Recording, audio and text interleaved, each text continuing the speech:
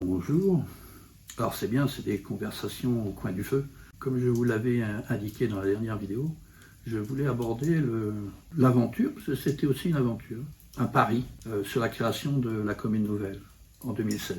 En France, il y avait 36 000 communes, ce qui est, par rapport à l'Allemagne, ils doivent être 6 ou 8 000. 36 000 communes, ça fait effectivement beaucoup. Mais c'est une autre histoire, c'est l'histoire de la France. En fait, l'État avait décidé de donner moins d'argent, c'est comme ça qu'il faut le dire, de donner moins d'argent aux communes. À l'époque, c'était sur 3 ans, donc on enlevait 5% par an sur la dotation globale de fonctionnement des communes. C'était prévu comme ça, sur 3 ans. Sauf si les communes se regroupaient en communes nouvelles. Et là, si les communes se regroupaient en communes nouvelles, eh ben, non seulement vous n'enlevez pas les 5% sur les dotations globales de fonctionnement, mais en plus, on vous redonnait 5% de bonus. Ce qui, sur le fond, en période de disette, ne pouvait être qu'une bonne chose. En dehors de ces aspects-là, le regroupement des communes permettait aussi additionner des idées, additionner des volontés, pour arriver à faire des choses peut-être, on va dire, d'une plus grande ampleur sur un territoire regroupé. Donc, en 2016, nous avons contacté nos communes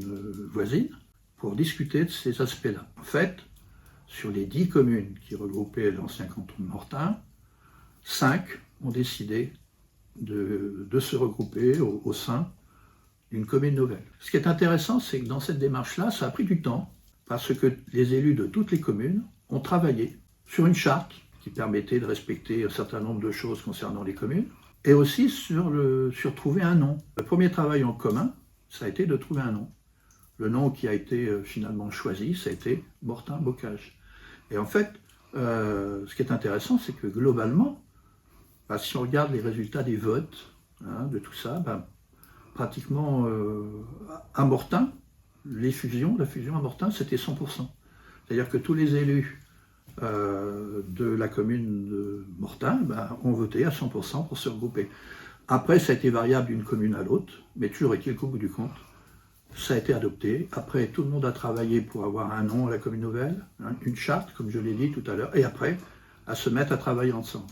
Bien évidemment, pour un certain nombre d'élus, dans toutes les communes, que ce soit Mortain ou les autres communes, passer de 11, 19 à 67 élus dans un conseil municipal, vous imaginez que c'est un changement. Ça complexifie d'autant le mode de fonctionnement.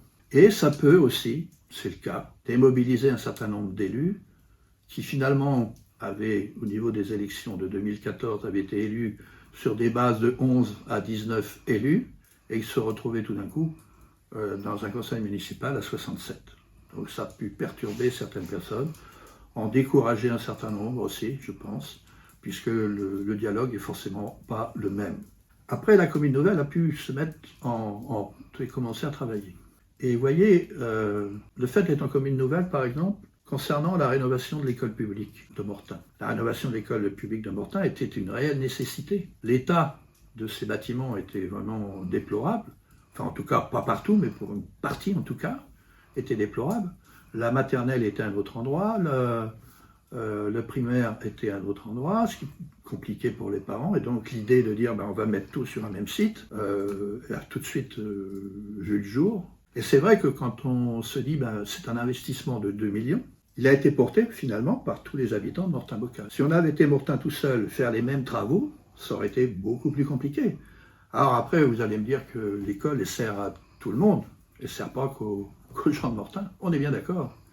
Mais il n'empêche que le fait de se regrouper a permis d'aller plus facilement vers un projet qui a coûté plus de 2 millions à la collectivité quand même. Et je voudrais dire un mot sur le courage de mes collègues des communes déléguées qui ont voulu s'associer à Mortain.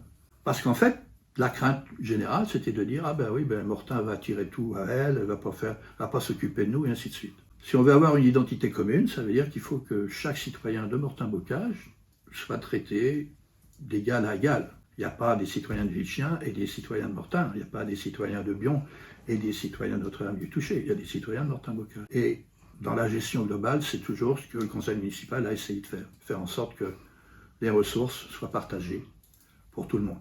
De la même façon à ce que se crée petit à petit une identité Mortain-Bocage.